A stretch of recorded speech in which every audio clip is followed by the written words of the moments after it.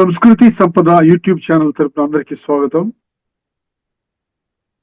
శ్రీనాథుని శృంగార నిషధం కావ్యపట్టణం కావిస్తున్నది శ్రీ నూతలపాటి వెంకటరత్న శర్మ గారు.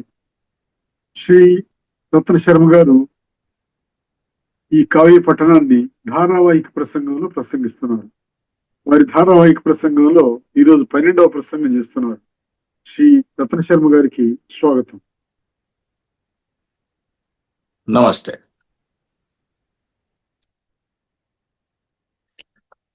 పువ్విలు కాని తోడ సరిపోలెడు చక్కని వాడు భూమిలోనెవడు చెప్పుడాయనుచు. పువ్విలు కాని తోడ సరిపోలెడు చక్కని వాడు భూమిలోనెవడు చెప్పుడాయనుచు.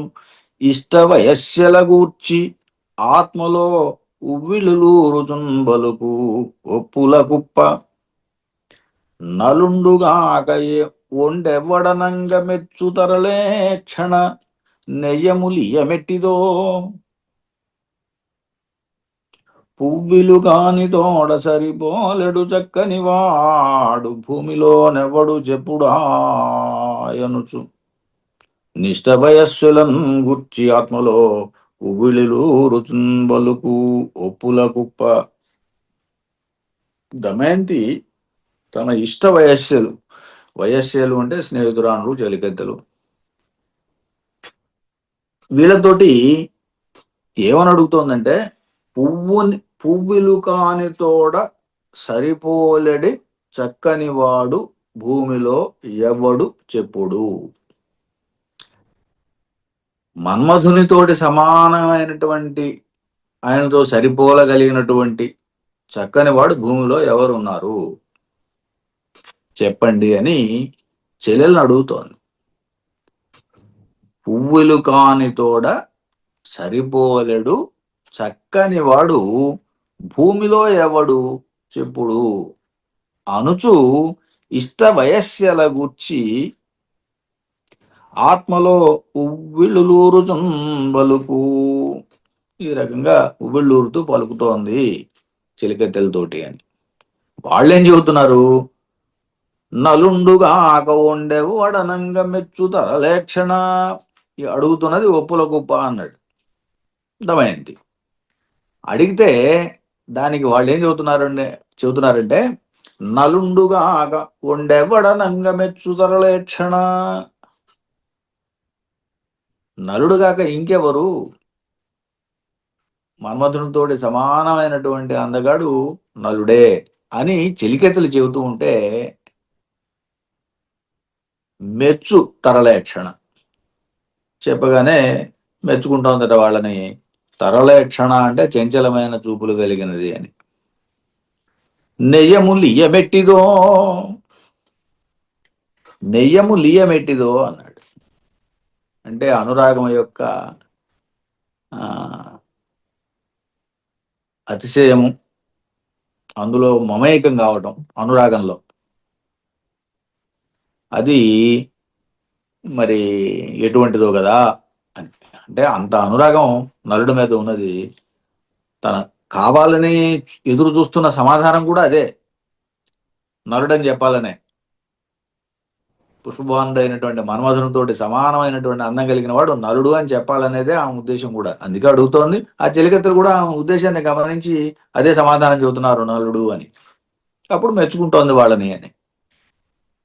ఆయన మీద ఉన్నటువంటి కూర్మి ప్రేమ ఎలాంటిదో కదా అని కవి గారు అంటున్నాడు.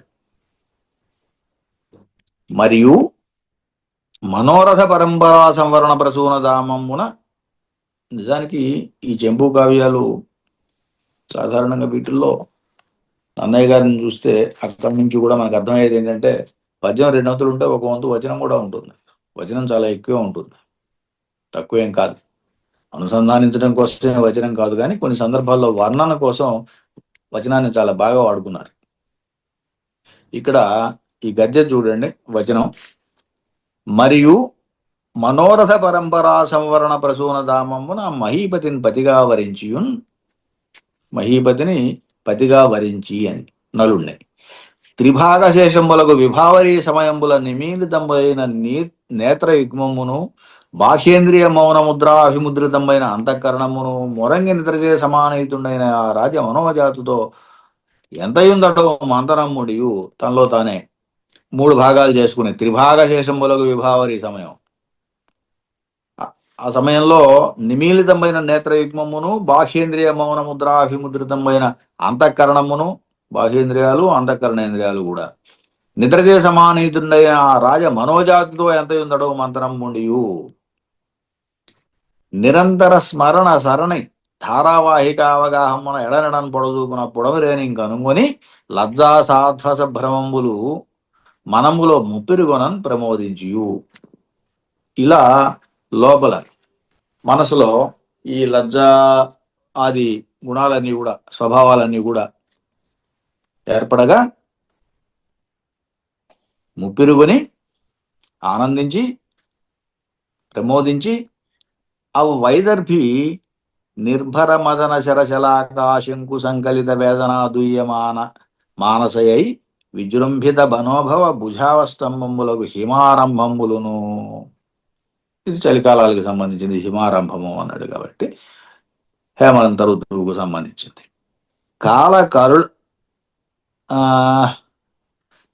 కాలాగరు కళంకిత కామినీ కంఠమూలములకు శిశిరకాలమును, శిశిరాన్ని గురించి. గల కలకంఠ కామినీ కంఠ కోమల కుహూకార కోలాహల కరంబిత కకువంతంబులకు వసంతంబులును. ఇది వసంతకాలానికి సంబంధించింది.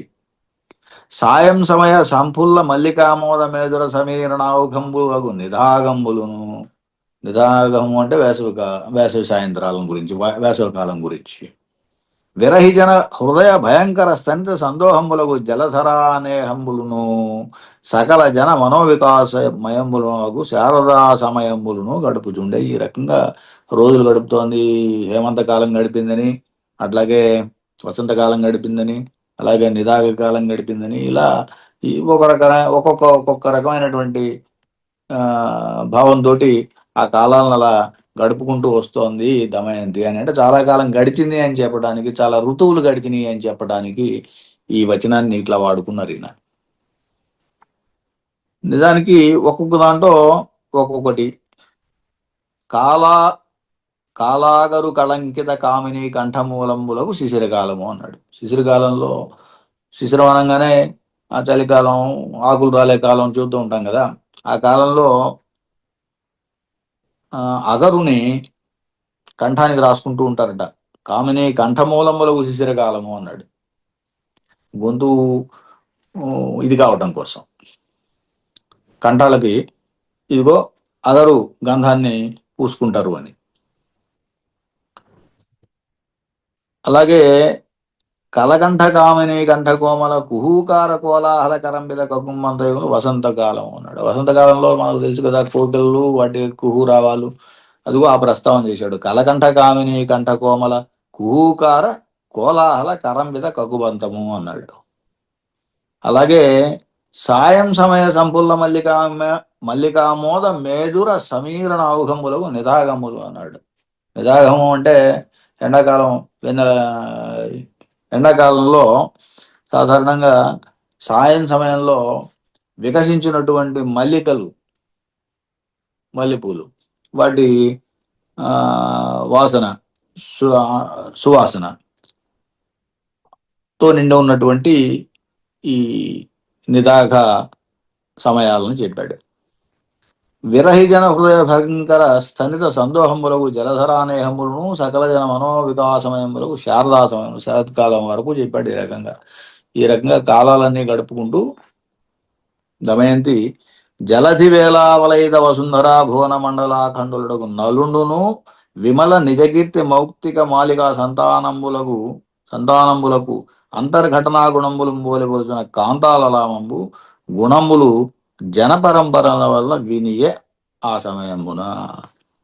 ఇదిగో ఈ రాజుగారు నలుడు ఈ దమయంతి యొక్క స్థితిని, ఆమె గుణగణాలని కూడా జన పరంపరల చేత విన్నాడట. జలధి వేలావలైద వసుంధర భువన మండల ఖండులకు నలుండు. సరే, ఈ పరిపాలకుడు కాబట్టి, ఆయన రాజు కాబట్టి సముద్ర వలయితమైనటువంటి భూమండలాన్ని అంతా కూడా ఆయన పరిపాలిస్తున్నాడు.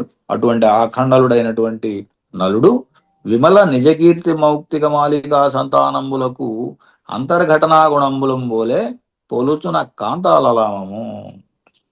ఎవరు? దమయంతి. తన కీర్తి మౌక్తిక తెల్లగా ఉంటుంది కాబట్టి ముత్యాలు, కీర్తి అనే ముత్యాలు హారం. నిజకీర్తి, మౌక్తిక, మాలిక, సంతానము. సంతానం అంటే సమూహము అని. దానితోటి సరిపోలేటువంటి గుణాలు కలిగినటువంటి ఆ కాంతారత్నము అని.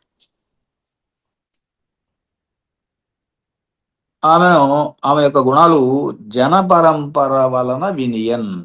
ఆ సమయమున ఈ రకంగా జనం చెప్పగా విన్నాడు అని, చెప్పగా జనుల యొక్క పరంపర చెబుతూ ఉండగా విని అని, విన్నవాడై ఆయన కూడా ఆమె ఎందు అనురాగం కలిగి ఉన్నాడు అని చెప్పడానికి. ఇప్పటిదాకా దమయంతి నలుని ఎందు అనురాగం కలిగి ఉంది అని చెప్పడానికి కొన్ని పద్యాలు చెప్పుకుంటూ వచ్చాం.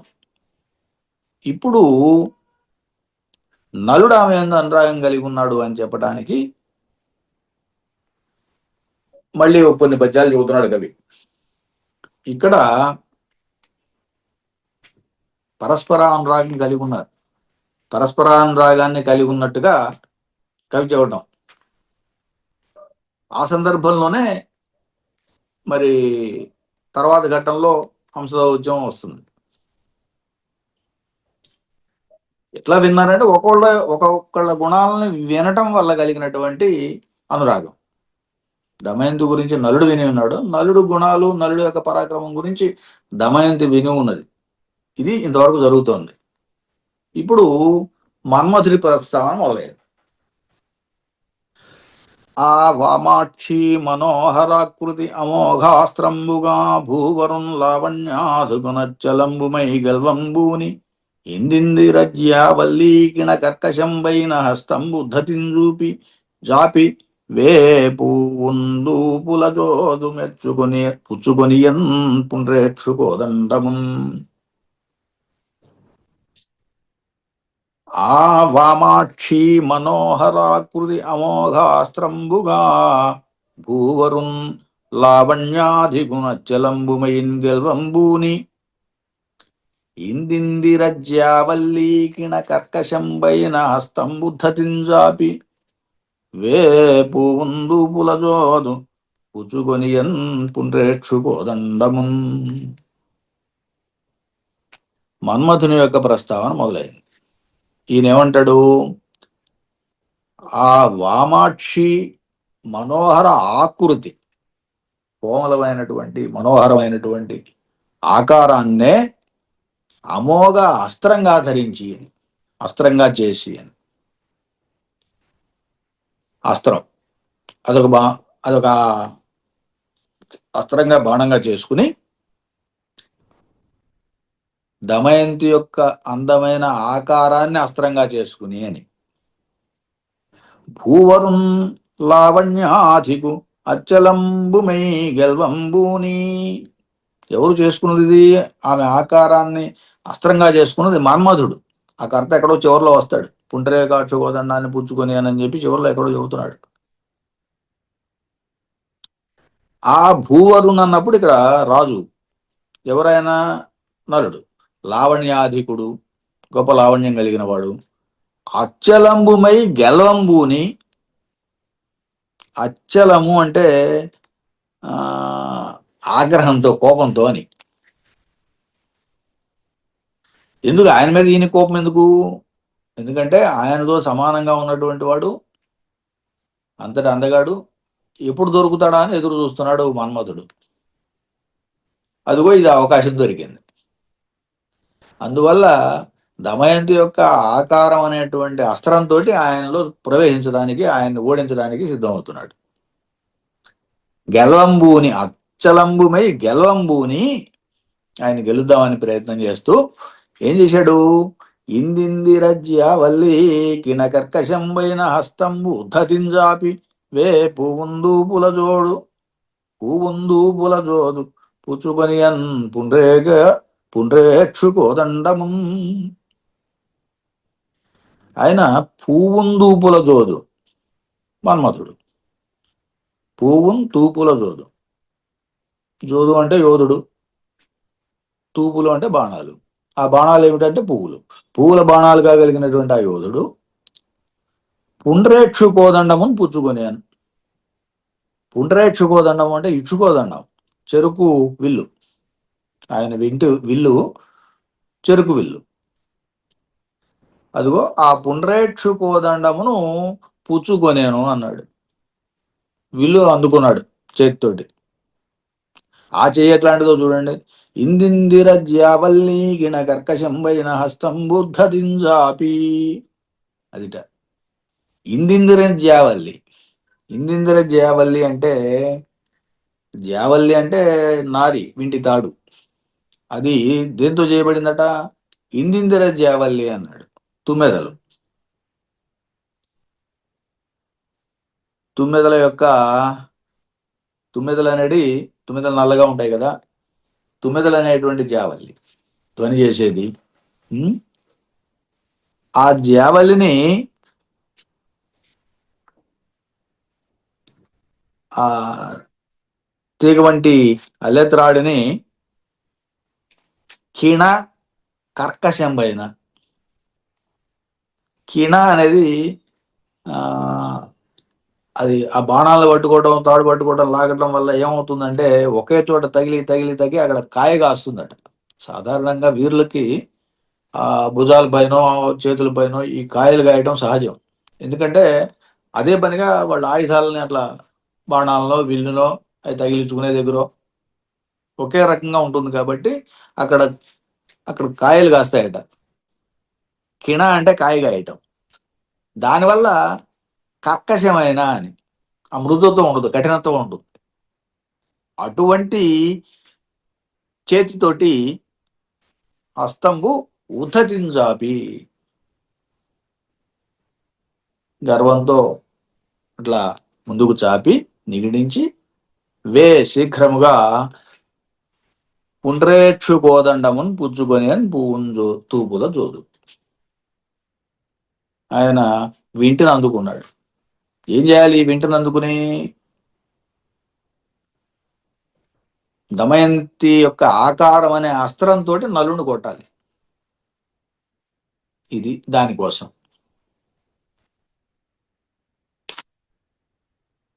ఆ వామాక్షి మనోహరాకృతి అమోఘ అస్త్రంబుగా, ఆమె యొక్క వామాక్షి అంటే అందమైనటువంటి నేత్రములు కలిగినది అని.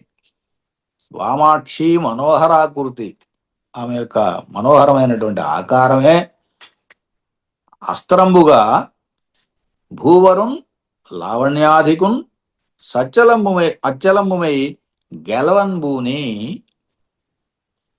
నలుని గెలుద్దామని ఇందిందిరజ్యావల్లీకిన కర్కశంబైన హస్తంబు ఆ తుమ్మెదల నారితో కూడినటువంటి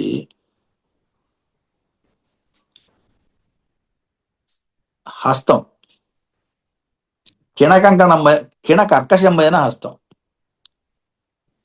కఠినమైనటువంటి ఆ చెయ్యి. కాయలు కాచి కఠినంగా కనిపిస్తూ ఉన్నటువంటి ఆ హస్తము ఉద్ధతిన్ జాపి వే పూవుందోపుల జోదు పుచ్చుకొని అన్ పుండ్రేక్షు కోదండమున్. ఈ రకంగా ఇచ్చుకోదండాన్ని నల్ల ఎర్ర చెరుకు విల్లు అన్నాడు ఈయన. పుండ్ర ఇచ్చు కోదండం. ఇచ్చు అంటే చెరుకు, కోదండం అంటే విల్లు. పుండ్ర అనే దానికి అర్థం నల్ల ఎర్ర అని చెప్పాడు ఆయన. సరే, పుండ్రేక్షు కోదండమును ఆయన చేతిలోకి తీసుకున్నాడు వేయటానికి. ఏం చేశాడో తర్వాత? శ్రవణావతంసమయ్యను ధవళాయత నేత్రగుణము ధరణీపతికిన్. శ్రవణావతంసమయ్యను పూవింటి గుణంబున బుడ పుష్పాస్త్రునకున్. శ్రవణావతంసము అనే పదాన్ని 2 సార్లు వాడాడు ఈ చిన్న కందపద్యం. 1వ లైన్ మొదలదే ఉంది, 3వ లైన్ మొదలదే ఉంది. శ్రవణావతంసమయ్యను ధవళాయత నేత్రగుణము ధరణీపతికిన్. శ్రవణావతంసమయ్యను పువ్వింటి గుణం మునపుడ పుష్పాస్త్రునకున్. శ్రవణావతంసము అంటే, శ్రవణం అంటే ఏమిటి? చెవు. అవతంసము అంటే ఆభరణం. శ్రవణావతంసం అయ్యను, చెవుకు ఆభరణం అయ్యింది అని. ఏమిటి చెవుకు ఆభరణం అయింది? ధవళాయత నేత్ర గుణము ధరణీపతికిన్. ధరణీపతి అంటే రాజు. ఆ రాజుగారికి అంటే నలుడికి ధవళాయత నేత్ర గుణము. ధవళాయత నేత్ర గుణము అంటే తెల్లనైనటువంటి నేత్రములు కలిగినటువంటి దమయంతి యొక్క గుణము, సౌందర్యం అనే, సౌందర్యవతి అని జనం ద్వారా చెప్పగా విన్నటువంటి నలుడు అవి శ్రవణావదంశమయ్యను, ఆమె యొక్క సౌందర్యము ఈయనకి చెవులకు ఆభరణం అయింది అని. అంటే చెవుల ద్వారా విన్నాడు కాబట్టి, చూడలేదు కదా ఇప్పటి వరకు. జనపరంపర చేత చెప్పుకోబడుతున్నది ఏమిటి అంటే చాలా సౌందర్యం కలిగింది దమయంతి అని. ఆ మాట జనపరంపరల చేత విన్నాడు కాబట్టి శ్రవణావతంసం అయింది అంటున్నాడు. చెవులకి ఆభరణం అయింది, ఆ మాటే చెవులకు ఆభరణం అయింది అని. ఇది మొదల. రెండవ దాంట్లో శ్రవణావతంసమయ్యను పువ్వింటి గుణమునపడ పుష్పాస్త్రునికి. అదే శ్రవణావతంసం అయ్యింది పుష్పాస్త్రునకు కూడా. ఈయనకెందుకు అది శ్రవణావతంసం అయింది, చెవులకు ఆభరణం అయింది అంటే, పుష్పాస్త్రుడు కాబట్టి ఈయన ఏం చేస్తాడు? పువ్వింటిని, గుణం అంటే నారి అని కూడా. గుణం అంటే అక్కడేమో సౌందర్యం ఒక గుణం అని చెప్పాం, ఇక్కడ గుణము అంటే నారి. ఆ నారిని ఇట్లా లాగుతాడు కాబట్టి అది చెవుల దాకా వెళ్తుంది. అదిగో అప్పుడు అది చెవులకి ఆభరణం అయింది అని. పువ్వింటి గుణంబు, పువ్వింటి వాడు ఆ విల్లు యొక్క నారి పుష్పాస్త్రుడకు, పుష్పాస్త్రుడైనటువంటి మన్మధునికి శ్రవణావతంసమయ్యను. ఆ గుణాన్ని లాగటం వల్ల, ఆ వింటి నారిని లాగటం వల్ల, అది చెవు దాకా లాగటం వల్ల శ్రవణావతంసమయ్యను అన్నాడు. చెవులకు అది అలంకారం అయింది అని. శ్రవణావతంసం అయ్యాను అని. శ్రవణావతంసం అయ్యేది రెండు లైన్లు రెండు రకాలుగా ఇద్దరికి అన్వయించాడు. అది ఒకే పదం. శ్రవణావతంసం అయ్యను అనేది పైనేమో నలుడికి దమయంతి యొక్క గుణాలు తెలియటం అనే దాని వల్ల చెవులకి అలంకారం అయింది. రెండో దాంట్లో మన్మధుని యొక్క బాణాలు నారి చెవు దాకా లాగటం వల్ల శ్రవణావతంసం అయింది చెవులకి ఆ నారి అని. ఇలా రెండు చెప్పాడు, రెండు రకాలు. ఉదాహరణకి ఇక్కడ ఏమిటంటే,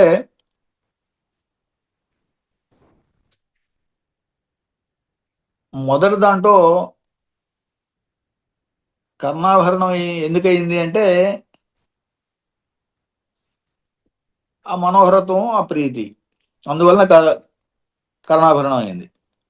నలుడికి కర్ణాభరణం కావడానికి ఆమె ఎందు ఉన్నటువంటి అనురాగము, ప్రేమ, ఆమె యొక్క గుణాలు వినటం వల్ల, సౌందర్యం, ఇవన్నీ వినటం వల్ల కలిగింది.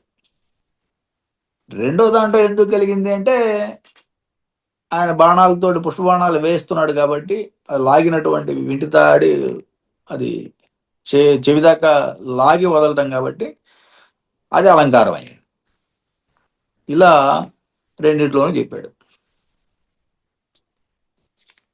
ఆ వసుధాధినాథుని మహాధృతిశాలి జయించు దెంపునన్ భావజుడప్పుడు ఉన్మదన బాణము తీయని వింట కూర్చుచో కేవల సాహసంబు మదిగీల్కొనజేసి ముంచెతా త్రిలోకీ విజయార్జితంబులగు కీర్తిభరంబులు సంశయాంబుధిన్.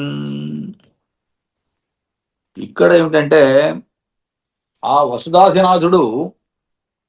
వసుధాధినాథుని మహాధృతిశాలి జయించు తెంపునన్, ఆ నలుణ్ణి జయించాలనేటువంటి సాహసంతో భావజుడు ఉన్మదన బాణము తీయని వింట కూర్చుచో. ఉన్మదుని బాణము, బాణమే ఉన్మదుని బాణం అట. ఆయన బాణాలు ఎన్ని అంటే 5 బాణాలు.